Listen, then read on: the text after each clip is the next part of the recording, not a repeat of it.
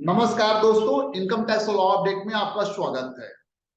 दोस्तों, सीबीडीटी ने 24 मई 2023 को एक सर्कुलर निकाला। इस सर्कुलर के द्वारा उन्होंने चैरिटेबल ट्रस्ट के रजिस्ट्रेशन को लेकर कुछ बदलाव लाए हैं, नियमों में बदलाव लाए हैं। इसके अलावा कोई भी चैरिटेबल ट्रस्ट जिसका बाइंडिंग अप हो रहा है या फिर merge with the other non charitable trust हो रहा है, तो उस केस में उसे एग्जिट टैक्स देना पड़ता है। तो इस टैक्स के रिगार्डिंग यहाँ पर लॉ में चेंजेस आए हैं। इसके अलावा एटीजी डोनेशन के केस में जो एंटिटी होते हैं, एंटिटी को डोनेशन का डिटेल डिपार्टमेंट को देने होते हैं, तो वहां पर भी चेंजेस आए हैं। इसके अलावा आपका जो टैक्स यहाँ पर जो ऑडिट रिपोर्ट देने होते हैं चैरिटेबल ऑर्गेनाइजेशन को, तो उसमें यहाँ पर चेंजेस आए हैं। उसमें कुछ नए मतलब फॉर्मेट में कुछ चेंजेस।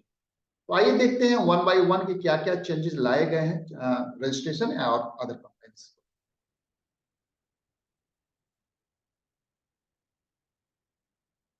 तो सबसे पहला, जो एग्जिस्टिंग ट्रस्ट जो ऑलरेडी रजिस्टर्ड थे इनकम टैक्स में, तो उनको क्या करना था कि जब चेंजेस आए तो वहां पर इनको फॉर्म 10A में 25 नवंबर 2022 तक अप्लाई करना। लेकिन जो ट्रस्ट वहां पर अप्लाई नहीं कर सके, तो उनके लिए यहाँ पर डेट एक्सटेंड करके कर दिया गया कि 30 सितंबर 2023 तक जो ऑलरेडी रजिस्टर्ड थे पहले, उनको फॉर्म 10A में फिर से मतलब अप्लाई करना है डिपार्टमेंट के पास। और यहाँ पर एक चीज बात और लिखा गया कि कोई भी ट्रस्ट जो न्यू रिक्वायरमेंट थी उसमें फॉर्म 10A में अप्लाई करना था, वो अगर 25 नवंबर 2022 के बाद अप्लाई किया है तो उनको सरेंडर करना है एप्लीकेशन को, क्योंकि जो फंक्शनलिटी जो है अब जो पोर्टल पे अवेलेबल है उसको लेके सरेंडर करना है। और उनको नया एप्लीकेशन यहाँ पर फॉर्म 10A में फाइल करना।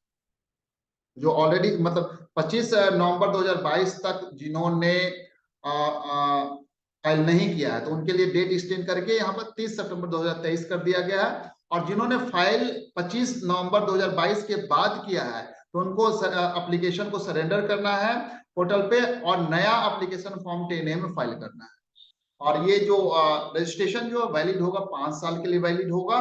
और जो ट्रस्ट को हर साल मतलब हर 5 साल में रिन्यू कराना होता है, तो ये 5 साल में जो रिन्यू कराना है, तो रिन्यूअल पीरियड एक्सपायर होने के 6 महीने पहले उसको अप्लाई करना है, रीअप्लाई करना है।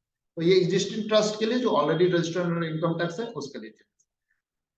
इसके बाद नया ट्रस्ट जो इनकम टैक्स रजिस्ट्रेशन के लिए फर्स्ट टाइम अप्लाई कर रहा है, तो उसके रिगार्डिंग जैसे कि पहले जो प्रोविजन था कि रजिस्ट्रेशन जो इफेक्टिव होगा तब से very assessment year, financial year में वो अप्लाई कर रहा है, उसके रिलेवेंट असेसमेंट ईयर में होगा। लेकिन उसके लिए at least 1 month prior to commencement of financial year उसको अप्लाई करना होता था रजिस्ट्रेशन। जैसे एग्जांपल से समझिएगा इसको कि फाइनेंशियल ईयर 23-24 के लिए अगर उसको अप्लाई करना है, तो उसको 28 फरवरी 2023 एक महीने पहले उसको रजिस्ट्रेशन के लिए अप्लाई करना होता है। और जो रजिस्ट्रेशन यहाँ पे दिया जाता है उसको प्रोविजनल रजिस्ट्रेशन दिया जाता है और वो 3 साल के लिए वैलिड होता है। फाइनल रजिस्ट्रेशन जो है उसको अप्लाई करना होता है 6 महीना पहले, प्रोविजनल रजिस्ट्रेशन के एक्सपायर होने के 6 महीना पहले उसको अप्लाई करना होता है। और देखिए यहाँ पर या फिर आप बिजनेस कमेंसमेंट करते हैं तो उसके विद इन 6 मंथ जो पहले आ जाता है वहां पर आपको अप्लाई यहाँ पर करना होता है।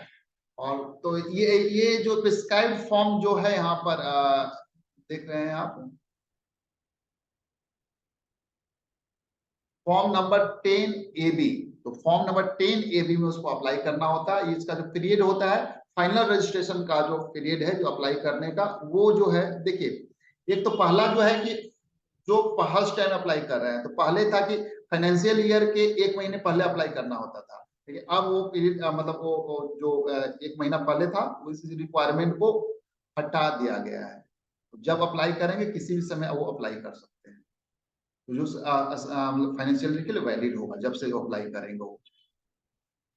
अब फाइनल रजिस्ट्रेशन जो है ट्रस्ट का, तो वो अप्लाई करना होता है जब आपका प्रोविजनल रजिस्ट्रेशन मिल जाता है। तो प्रोविजनल रजिस्ट्रेशन के एक्सपायर होने के 3 इयर्स का उसका वैलिडिटी है, एक्सपायर होने के 6 मंथ प्रायर उसको अप्लाई करना होता है, या फिर within 6 month of commencement of the activity, जो दोनों में पहले आ जाए उसमें करना होता है। इन फॉर्म नंबर 10AB में उसको अप्लाई करना है।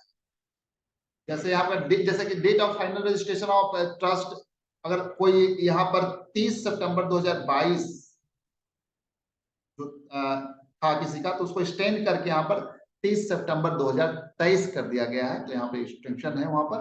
तो जो भी date of the final registration of trust जो 30 सितंबर 2022 के पहले था, तो उसको यहाँ पे एक्सटेंड करके 30 सितंबर 2023 कर दिया गया है। जहां पर the due date for making application expire, मतलब इस डेट के पहले अगर एक्सपायर कर गया है तो उसका जो ड्यू डेट है अब एक्सटेंड करके 30 सितंबर 2023 कर दिया गया है। तो यहाँ पर एप्लीकेशन कोई अगर 30 सितंबर 2022 के बाद अगर फाइल है और पेंडिंग है प्रिंसिपल कमिश्नर और कमिश्नर के पास, तो वो रिजेक्टेड हो जाएगा। और यहाँ रिजेक्टेड हो जाएगा। और application made before principal commissioner और कमिश्नर जो रिजेक्टेड है, तो बीइंग अप्लाइड आफ्टर जो यहाँ पर जो 30 सितंबर 2022 के बाद अप्लाई किया गया है, तो उसके लिए रीअप्लाइड किया जाए, मतलब किया जाएगा जो 30 सितंबर 2023। मतलब इसको जैसे समझिए, कोई भी एप्लीकेशन जो 30 सितंबर 2022 के बाद फाइल है, मतलब पेंडिंग है प्रिंसिपल कमिश्नर या कमिश्नर के पास, और तो वो यहाँ पे रिजेक्टेड ट्रीटेड किया जाएगा। और दूसरा है कि अगर यहाँ पर कोई एप्लीकेशन फाइल किया गया प्रिंसिपल कमिश्नर और कमिश्नर के पास और जो रिजेक्ट हो गया है 30 सितंबर 2022 के पहले, तो उसको रीअप्लाई किया जा सकता है 30 सितंबर 2023 तक यहाँ पर अप्लाई किया जा सकता है। तो आप इस एग्जांपल से समझ सकते हैं यहाँ पर, इसलिए मैंने टेक्स्ट को रखा है। नेक्स्ट अपडेट जो है सेक्शन 115 टीपी एग्जिट टैक्स इसको कहते हैं, वो अप्लाई होगा अगर कोई रजिस्ट्रेशन या अप्रूवल में कोई फेलियर हो जाए। तो failure to file timely registration, ठीक है, अगर टाइमली रजिस्ट्रेशन नहीं लेते आप कटवाते हैं उसमें फेलियर है, तो एक तो डिनाइल ऑफ एग्जिबिशन है। तो डिनाइल ऑफ एग्जिबिशन के केस में हमें पर एग्जिट टैक्स है जो अप्लाई होगा, जैसा कि अमेंडमेंट फाइनेंस एक्ट 2023 में दिया गया है। और उस पर जो एक क्रेडिटेड जो इनकम है उस पर मैक्सिमम मार्जिनल रेट जो अप्लाई है टैक्स का, वो उस पर अप्लाई। नेक्स्ट अपडेट है कि extension of furnishing statement of donation under section 80G in form 10B। तो 80G में जो रजिस्ट्रेशन है उनको रिपोर्टिंग करना होता है फॉर्म 10D में। तो ये फाइनेंशियल ईयर 2022-23 को वो जो लास्ट डे उसका होता है 60 डेज, मतलब 31 मई 2023 है, तो उसको एक्सटेंड करके यहाँ पर 30 जून 2023 कर दिया गया। तो 1 महीने का यहाँ पर एक्सटेंशन रखा गया। उसके बाद ऑडिट रिपोर्ट जो फॉर्म 10B या 10BB में जो तो इसको new extensive audit report format launch किया गया है। तो यहाँ पर देखा गया कि जो नोटिफिकेशन 21 फरवरी 2023 को आया था ऑडिट रिपोर्ट के रिगार्डिंग, ट्रस्ट कवर करता था सेक्शन 11 और 1023C में। तो यहाँ पर फॉर्म 10B अप्लाई होगा। फॉर्म 10B उस केस में अप्लाई होगा जहाँ total income of the trust जो है 5 करोड़ से एक्सीड करता है without giving effect of provision of section 11। 5 crore से एक्सीड कर रहा है तो उस केस में 10B अप्लाई होगा। और या फिर कोई ट्रस्ट फॉरेन कंट्रीब्यूशन लेता है तो भी 10B अप्लाई होगा। या फिर ट्रस्ट जो उन्होंने कोई अप्लाई किया है, कोई इनकम इंडिया के बाहर अप्लाई किया है ड्यूरिंग द प्रीवियस ईयर, तो उसमें 3 केसेस में फॉर्म 10B अप्लाई होगा। और अदर केसेस में फॉर्म 10BB अप्लाई होगा। इसके लिए न्यू एक्सटेंसिव ऑडिट फॉर्मेट जो है वो लॉन्च किया है। और इंफॉर्मेशन जिसमें क्या चेंजेस क्या है कि electronic modes of the payment को किया गया है। पहले था सिर्फ अकाउंट पे चेक और बैंक ड्राफ्ट और ईसीएस नीड टू बी, तो इसके in addition electronic mode of the payment, certain electronic mode of payment इसमें एड किया गया है। अब timeline for furnishing form 10 and form 9A। तो क्या होता था, एक्युमुलेशन ऑफ इनकम के लिए हमको नोटिस देना होता था। तो कोई एक्युमुलेशन इनकम 5 साल के लिए नोट तक करते हैं तो उसके लिए हम फॉर्म 10 डिपार्टमेंट को अप्लाई करते थे, और जो ऑप्शन एक्सरसाइज करते थे उसको फॉर्म 9A में अप्लाई करते थे। ये जो था the minimum 2 month before the due date of filing of the return of income, तो वहां तक ये अप्लाई करते थे। जैसे सपोज मान लीजिए असेसमेंट ईयर 23-24 के लिए, तो इसका जो रिटर्न का डेट जो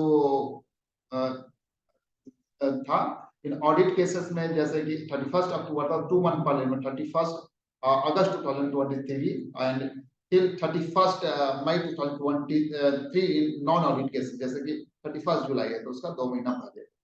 तो एक्युमुलेटेड और dim income shall not be denied. अब यहाँ पर जो अमेंडमेंट आया है कि डिनाई नहीं किया जाएगा अगर ये एक्युमुलेटेड और डिम एप्लीकेशन जो है फर्निश कर दिया गया ऑन और before the due date of.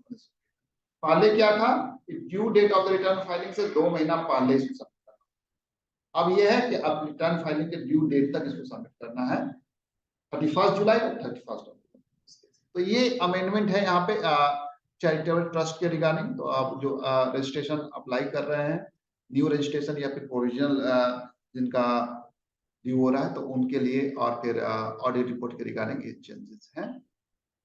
Thank you so much for watching this update. In case of any query or comments, then give in comments box. You may refer text on the right side of this video.